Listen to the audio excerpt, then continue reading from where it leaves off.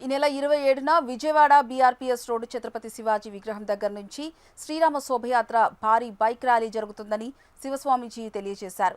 ఈ బైక్ ర్యాలీలో ప్రతి ఒక్కరూ పాల్గొని విజయవంతం చేయాలని పిలుపునిచ్చారు. ఈ కార్యక్రమంలో అందరూ పాల్గొనాలని కోరారు.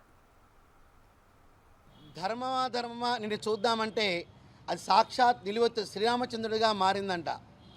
సత్యమా చూద్దామంటే అది మహాదేవుడిగా రూపుదాల్చిందంట అని మన పూర్వీక పెద్దల యొక్క వచనం.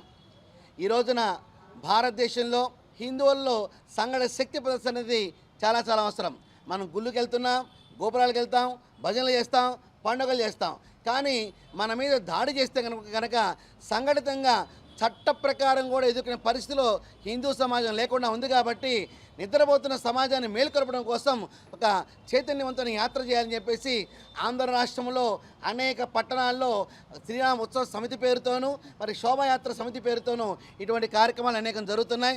దానిలో భాగంగానే మన విజయవాడ పట్టణం మన హిందువుల సంఘటన శక్తి అనేది అవసరం. కాబట్టి ఈ శోభాయాత్ర ద్వారా నిర్ధారణంగా ఉన్న హిందూ చైతన్యాన్ని ఒక యాత్ర ద్వారా సంఘటితం చేయడానికి మాత్రమే ఈ శోభాయాత్ర చేస్తున్నామని చెప్పేసి ఇందు మూలంగా తెలియపరుస్తున్నాం. శుభమయ్య.